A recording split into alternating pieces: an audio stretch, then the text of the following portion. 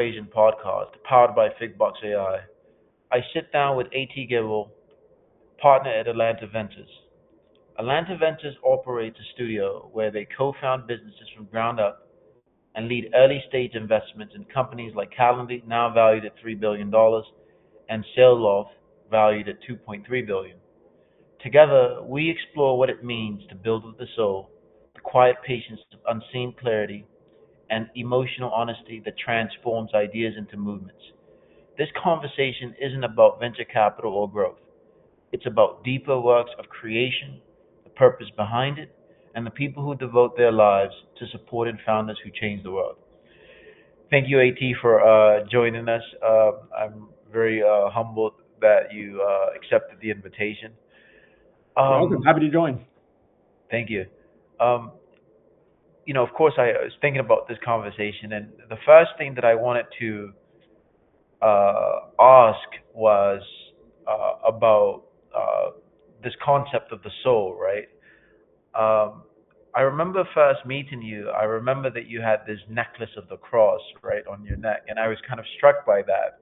I was kind of struck by that because I come from a very religious family, and for me, I'm obsessed with this concept of faith and journey and more deeper things in life. And then the second, and then as we built our relationship, I met you in Atlanta. I was struck by just how genuine your energy was, and sort of like your just your presence, the honesty, right? And so my question is, outside of the startup world, or just thinking about life in general, it strikes me that normally inauthenticity and um, crafting images, right, and those sorts of games is what sells and what works. But I guess my question is, why do those things sell rather than the more kind of honest, authentic, deeper approaches, right? Well, like, why do those people get heard the most? Whereas what I feel is like people that are quite authentic and honest and soulful, right? They normally get missed or forgotten in a sense. Or maybe is my read off? What do you think? Oh man, there's a lot of ways you could go with that question. Yeah. A couple of things that I'd probably say there is right. I do think authenticity is important and can be balanced with or without that, presence of, see me, look at me, Mm. that often resides out there, right? Because there are a lot of authentic people, and I think people relate to authenticity and they relate to shared histories and beliefs and commonalities, right? That are just part of being human, right? That, hey, you're from the same town, or you had the same passion project or same faith background or whatever it may be, right? So there's a lot of ways I think to connect, and that's part of the power of humanity is just connecting, right? And so I think authenticity is important to that. There is the part of your question of, hey, the people who look at me, and that's where success comes from, and there's always the question of what defines success, and different people will have different measures of what defines success, right? Some is success on this earth, others it's beyond that. Mm. For some, it's the number of followers I have, or the amount of profit my business generates this year, or there's others that one of the things I always heard, uh, from somebody early on in my career was focus less on what they say about what you're doing right now, and more about what are they going to say about you at your funeral. And so Mm. that's always something that kind of stuck with me is like you want to have a lasting impact on people, not a short term. Hey, I nobody remembers that I generated $1 million of profit in 2025, but they'll remember how kind somebody was to them, or how they helped mentor them and set them on the right way. And so I just know that there's people that have poured into me over the years that have they didn't have to, they did it just being kind and authentic and trying to help me. And so I try and pay as much of that back as I can. Wow, that's a pretty powerful quote. Pay attention to what they'll say at your funeral. It's quite deep. So, do you think that your metaphysics, right? Your faith, your sense of belief that either your parents or your environment imparted on you kind of shaped how you have molded yourself and your sense of what it means to be a person of character. Like, Mhm. does your faith in you're Catholic, I assume, but Yes. that I'm sure it, perhaps if I were to hypothesize it, it has molded you into the person that you are today. I know that my faith has, but Mhm. you know, um, is that Yeah. sort of like go hand in hand? And when you think about creation and also just sort of your personhood as a I do think so. I mean, obviously, I have a faith background that's important to me, and I'm a big believer that there's a God who loves me and loves you and put us here. And you know what I accomplish, I don't take any money I make with me to heaven when I pass away. I don't take any of my possessions with me, right? And so those aren't my objectives in life. Yeah. And so I think it allows me to operate from a place of the simple word that that I grew up a lot with was love, Mm. and loving God, loving your neighbor, helping people in whatever way you can, right? And when I'm back to my funeral, I want people to be up there saying, "Man, that was a nice guy. He really helped me here or there, and was always able to do this or that." Again, I have no desires to have the highest bank account or the most number of followers on social media or things like that. That's just not my style. And I think that portrays in sort of how we act, to your point of the like, look, I'm not out here to grab attention for me or anything like that. I just want to help people behind the Mm. scenes, here, there, wherever I can. And so that's why when we first met, right, I think it was a cold email outreach. It was like, oh, this guy seems genuine and interested, and maybe I can be helpful. And so that's how we first Yeah. met, and Yeah. hopefully I can have impact, talking to folks like that. Excellent. Very powerful stuff. um, so let's get into a little bit more of the your Atlanta ventures and sort of like the history of the VC and kind of how things matured over the years. So first, I want to start with Calendly and Sale right? And Mhm. sort of like, how does it feel, or what are the processes that it takes to be a part of companies that eventually become valued in billions of dollars, right? Like, what was your experience with that process, right? And you know, what was it like interacting with the big players within these companies? Yeah. So just quick context. Atlanta Ventures was started by a guy named David Cummings, who's a serial entrepreneur in Atlanta. Started and sold a couple of businesses, and it's always been a part of investing and getting businesses started, from the ground up. So I joined 2018 after we'd already invested in Calendly and Sales Ops. So my view is, seeing two amazing founders with very different styles, but very common traits. I think that pushed them forward to build amazing businesses.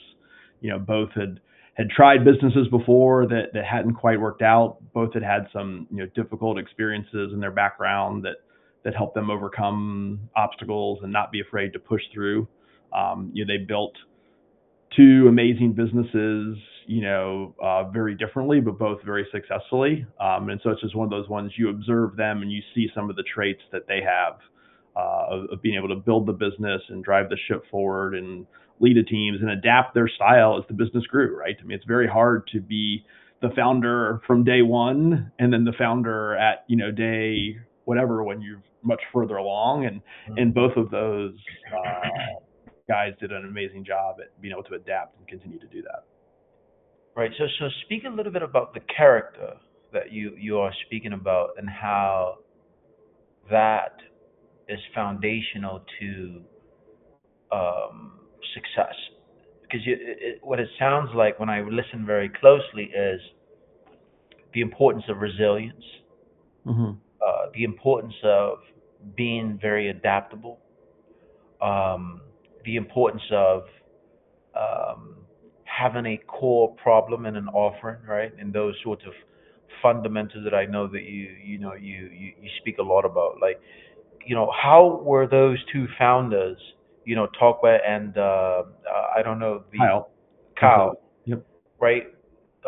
Seemingly two different people, but yet at the core of their mental infrastructure, it's that same kind of components that are there, Hmm. but manifested in two different types of companies, both which led to billion-dollar valuations. Yeah, I mean, I think there's a lot of, I think while every entrepreneur is different, I think there's a lot of commonalities in some of the traits that you see across successful entrepreneurs of, some of the things you mentioned of that grit hustle. Most of them have experiences in their background or childhood that were difficult. A loss of a family member, an illness, running a business that didn't make it and went under and trying to figure out what to do next. And so they just have that ability to bounce back and that not afraid to go try again. And so I think you see some of that, as a commonality. And you have what we call like a sales orientation. There's some founders that are so technical, they're focused on building the coolest tech. And while that can work, you still have to sell to people to buy whatever it is you're selling. And so, some of the successful founders we see have that sales orientation where they're not afraid to go make the first X sales. And part of the reason is you learn so much by doing that, right? You think it's this, but the message is this, and you got to tweak the product offering and the value prop. And you got to learn those things yourself as the founder before you can bring in a sales team to go do that, right? Those past startup experiences. Both of them had past startup experiences. That you see that help them learn and be ready for the next one when they found that.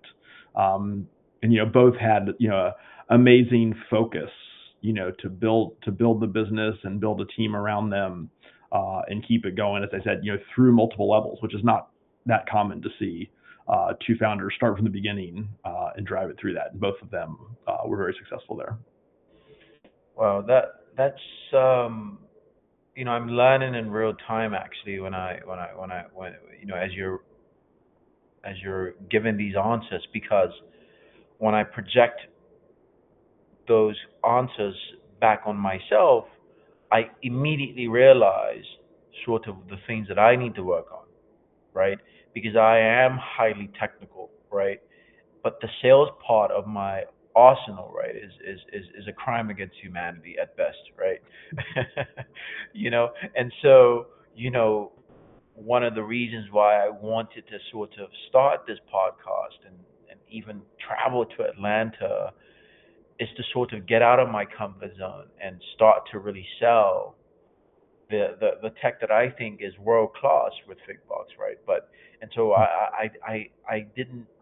It's good that that part has been highlighted, right, in my mind, at least with this conversation, and something that I'll take, because I think the other parts, um, you know, are the more easier parts for me when I speak to, when I inspect myself. Let's shift the gears a little bit, because I know that you're always brainstorming ideas, and Mhm. you always are looking at sort of 10 years in the future. I remember in the conversation that we had in Atlanta, you were saying that the tech may not be there, but if you can anticipate the onset of what the future would be, that can potentially lead to game changing companies. And Mhm. so, what are ideas that you think will change the world in the next 10 years? Like, if you can give those listening or founders that are thinking about building their next company, or people in Yeah. Atlanta that's listening, like, what are the ideas you think will change the world in the next 10 years? Yeah, so we've got, as I mentioned before, a studio where we co-found businesses from scratch with great entrepreneurs. And so we've got a spreadsheet of over 100 ideas we compiled from different thoughts and listening and Wow. learning, and then try and pair them with entrepreneurs who are passionate about spaces. And so, you know, some of the questions that we look for to kind of see, hey, where some problems may be is, what is something that's going to be commonplace 10 years from now but hasn't happened today, and Mm. why? Is the technology not ready? Is consumer sentiment not there? Is there a regulatory hurdle? Could be a variety of reasons. But what makes you believe that the 10 years is actually more like 6 years?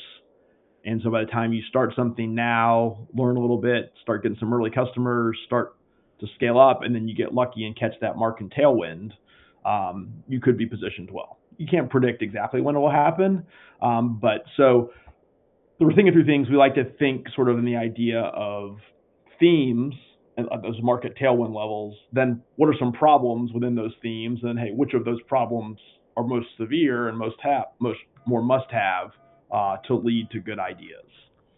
And so again, sort of themes, problems, ideas. We don't start with a specific idea. We start with a theme we like because we're big believers that if you pick a good entrepreneur who picks the right market, that market will rise and raise the already good things they're doing. Right. We also see lots of great entrepreneurs that pick bad markets, and they're great entrepreneurs. They keep the business afloat, they can raise money, but you get some customers, you lose some customers, you're always pushing the boulder up the hill. And so we're big believers on spending the time, to find the right market. So long-winded way to say, we've over the last couple of years been, big fans of robotics along the idea of humans struggle with, boring, repetitive, and/or dangerous tasks. And so where they're repetitive or dangerous tasks, humans don't like to do those. They like to do the creative things, the all that type of stuff. And so, hey, where does that lead to? And so, two of the businesses we've started in our studio, a company called Greensy is software that makes commercial lawnmowers autonomous. Nobody likes mowing a 20-acre field in the August heat in the South, just going back and forth mowing the grass. That's boring, repetitive, and dangerous. We just launched earlier this year a company called Undaunted that's proactive robotic security to help keep people and communities safer. Nobody likes to be on a patrol and worried that something bad is going to happen to them from a perpetrator, or living in a community to be more assured that there's something out there that's helping to keep. So those are two examples kind of in the robotic space. We're big fans, as we were talking at the beginning, about community, just the power of humans and community, and especially with all the digital tools and things. There's still a gap of people and in person and sort of third spaces. And so we've started companies like Atlanta Tech Village, which is themed around entrepreneurs and community. Right. In Town Golf Club, which is themed around golfers and business indoors. The Prolont, which is themed around wine focused, and we're exploring other ideas in that community lens. That's another area that we really like. And then also on the healthcare side, right? If you look forward to the next 10 years, I think there's lots of opportunities around precision medicine and personalization and healthcare from home, and combine lots of different technology and things out there, but better packaging that together that's better for the patient and the system. So I think there's some ideas in there that we like. And then another question we like to ask is, what is something that everybody buys today because it's the best out there, but they hate it? Mm. And so there's ideas we're exploring now around, LinkedIn started as a trusted network, and it's still a very powerful platform, but there's a lot of, frustration with the way it's evolved into social media. HOAs, homeowner associations, have lots of challenges that a lot of people live in one and have one, and there's tools and management companies, but there's a lot of frustration within ones like that. Home buying, both on the buying and the building side, and affordable housing, I think is another area that we see opportunities in. So as you can see, like there's no shortage of ideas. It's just about finding something where you feel there's a bigger market tailwind potentially to catch on to, and then finding an entrepreneur who wants to go build that with us. Right. Wow, that's a long list and many exciting companies, especially this robotic automation. That's brilliant. The healthcare. When I think about healthcare, I think instantly not more about the the the medical side per se, but more the mental health part. Mm-hmm. When I think about the sort of the epidemic in the world where people are more alone and things like that. But then, another thing that's really striking to me, right, was like, this question of what is something that people use now but they hate it, right? Or they don't, it's just a default, right? Hmm. I remember when we first started Figbox, we were very much going after LinkedIn, right? And, the series of challenges with that. But one of the things that I found very um, difficult and something that we're still working on was the war of perception. So, an example is we had these pop up events, and we would host these events and then onboard people from these events to join what we call Figbox circles. And what we noticed was they would join Figbox circles and then look at the people's profiles on Figbox and go back to LinkedIn, Hmm. where it was very easy for them just to hop on a session on Figbox. And so we shifted those events to more physical activities like Hmm. dodgeball games and things like that. And we found that people stayed on Figbox and communicated. And so I wonder whether or not to break down these legacy companies, you need some sort of a Trojan, some sort of a Trojan horse, Hmm. something where initially it's not to address or explore the same things that they're exploring, something Hmm. more adjacent, and then after a while turn it into what they directly do, right? So it's sort of Yeah, like we're, Uber we're big becoming fans of that. I mean, like, as we think through studio businesses or any new business, we're big fans of, like, have a big vision, but to start a laser focused niche to get going. That right. it seems almost too small to really start, but you're solving a pain point for a very specific customer that you're easily 10x better. There's no question they will switch to you and use to you. Yeah. And then over time, there's another segment to expand to, or another segment, or another area, and eventually you can build up to that big vision. But Yeah. trying to tackle the big vision from the beginning is Yeah. very hard to do. Yeah. Yeah. I agree. I think that that is the thing that I have discovered over the past 2 years. Excuse me.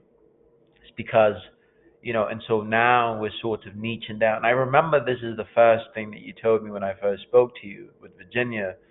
Like, hey, dude, like, what is that niche, right? And it's took me 2 years to appreciate that question. Hmm. And, now we're exploring things like parents, right? New parents, right? Hmm. Podcasters and thought leaders and coaches, right? And we're seeing some success with that. But it'll be very nice to um, replace LinkedIn. But it's a tall order for sure. I want to ask you about how to think about um, identifying a problem. I mean, you said something where first the theme, right, and then you go from there. Um, you know, I like to look at like the joints of systems, right? I'm a physicist, as you know, and so I'm always trying to understand the skeletons of things, right? Hmm. I'm not exactly sure being a physicist is the best training to becoming an entrepreneur, but I think the thing that I find interesting is this theme of trust that often comes up a lot, and this theme of course, timing, right, and things like that.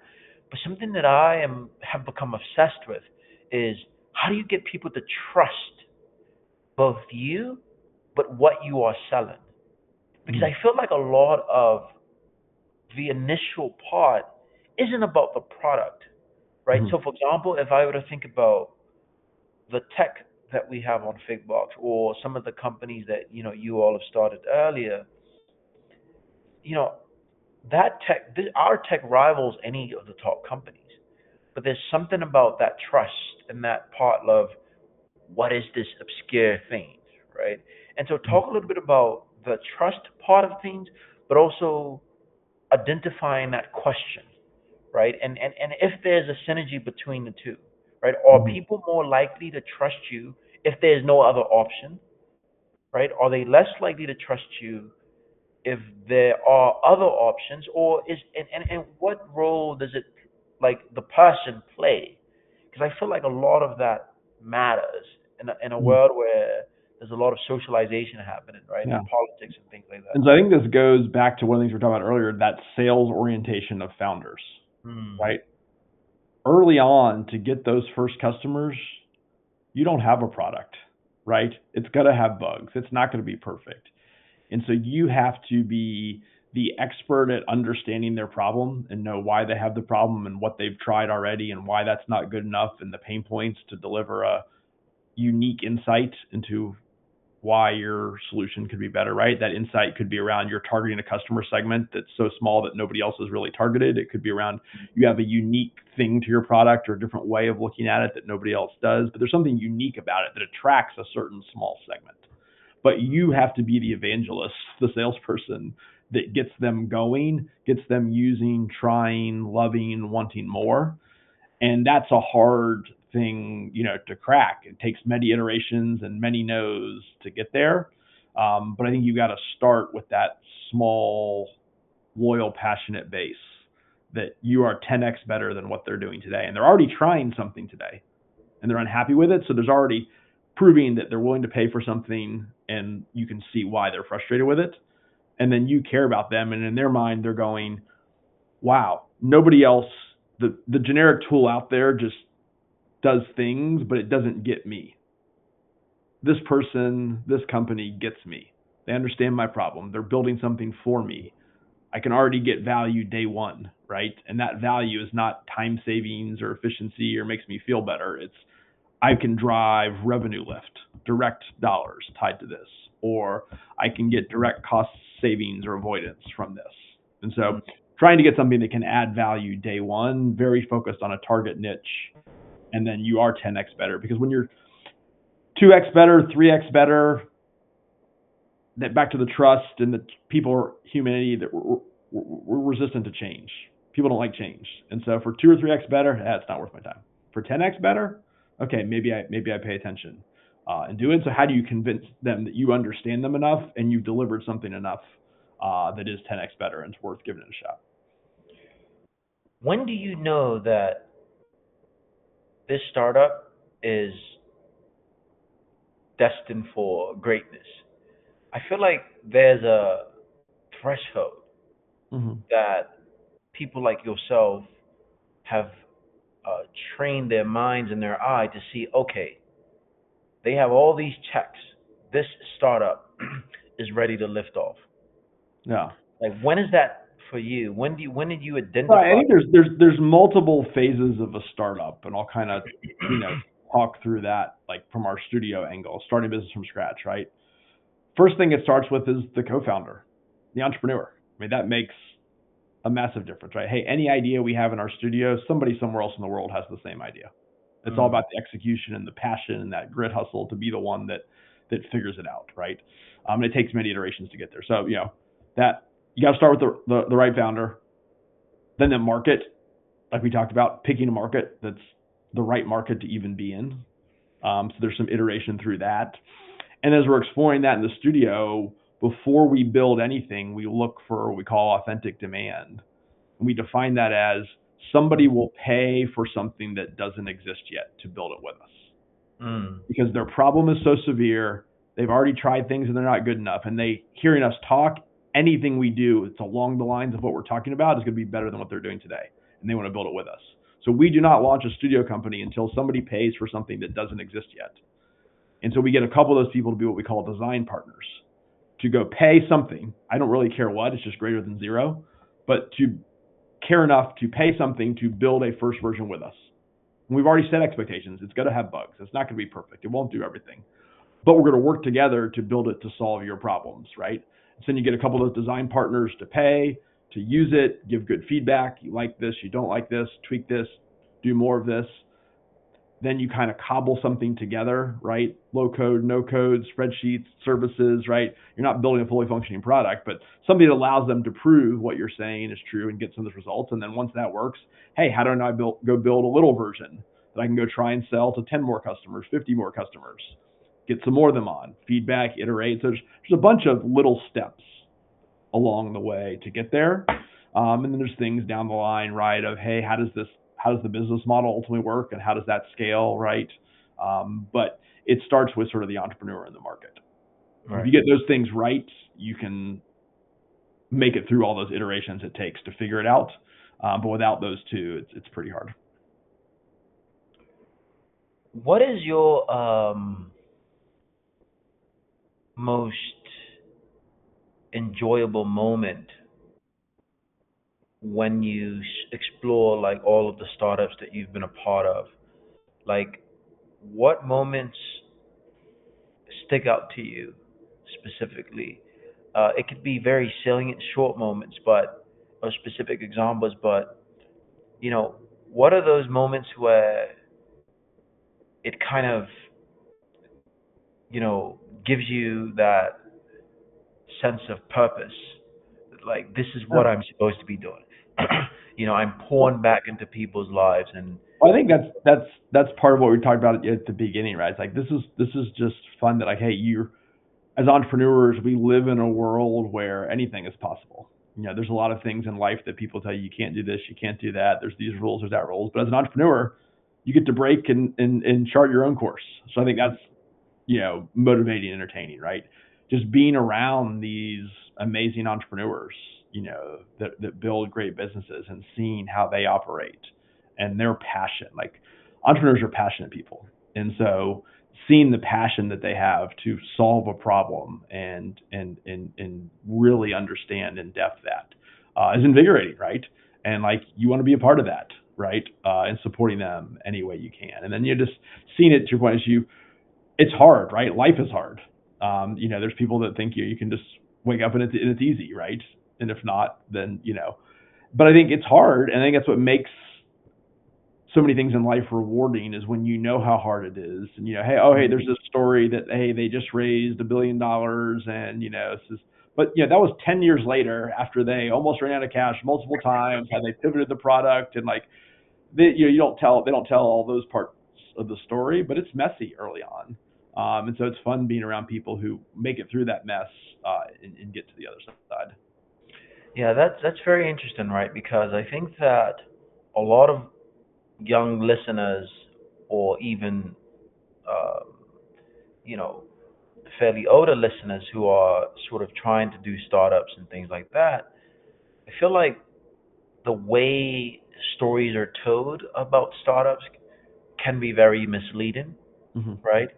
Um, and I think that, I have found that, you know, people often don't understand the sacrifice and the pain of some sort, right, that it takes to actually build something great, right? And, there was some crazy stat that like 99% of startups would fail, something like that, right? Mm-hmm. And, I, I often, when I speak to people about the things that I work on, equate it to like a near death experience every day.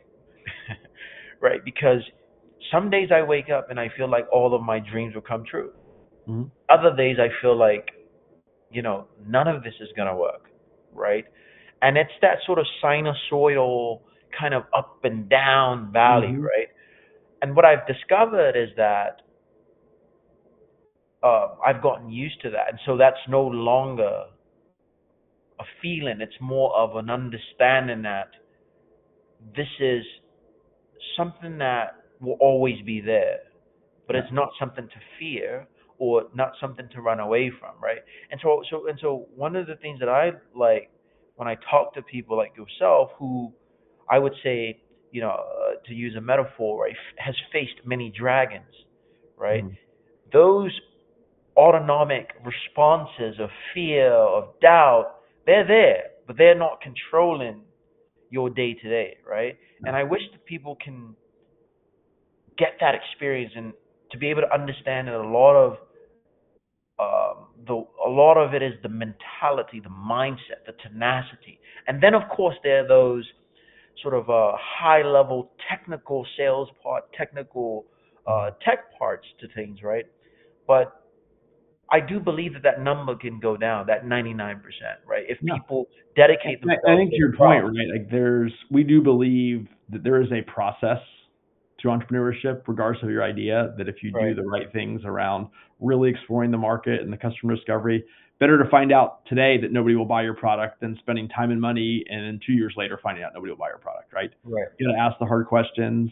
I think one of the things you said there is interesting that I believe there's some of the best entrepreneurs have what I call like an internal locus of control, meaning like they're not swayed by what all the noise is going on around them. They're so focused on doing what they need to do, the next step, the next hour, the next day to learn, build, adapt, iterate. They're not swayed by all the nonsense and noise and 100%. social media and stories Yeah. and all the other things.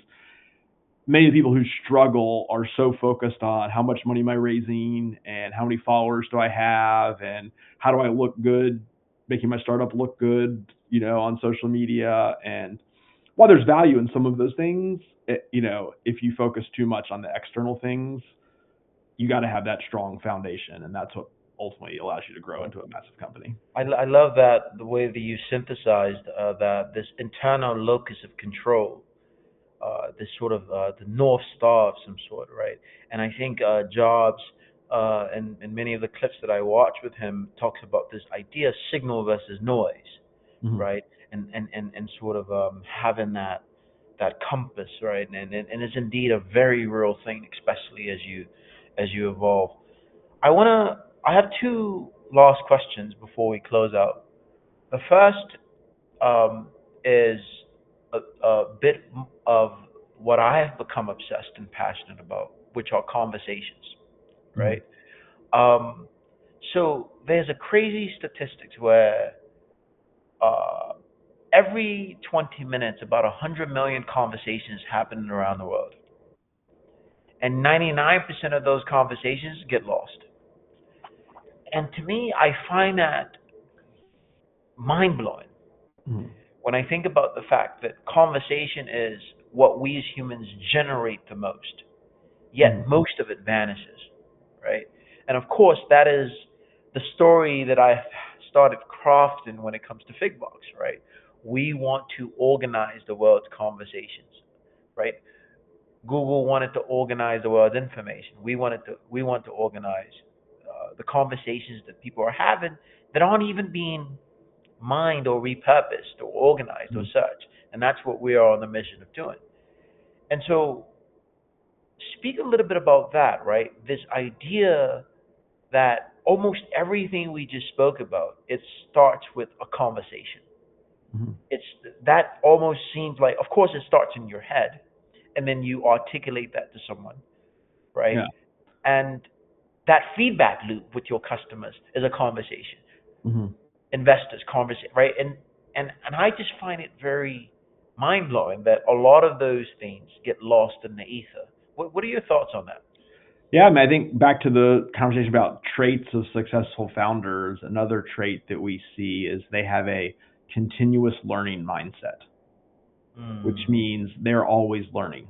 The world is always evolving. There's new thoughts, there's new conversations, there's new data, right? And those successful founders, they're consuming podcasts, they're talking to mentors, they're getting feedback from peers, they're testing their idea with customers, they're learning, they're iterating.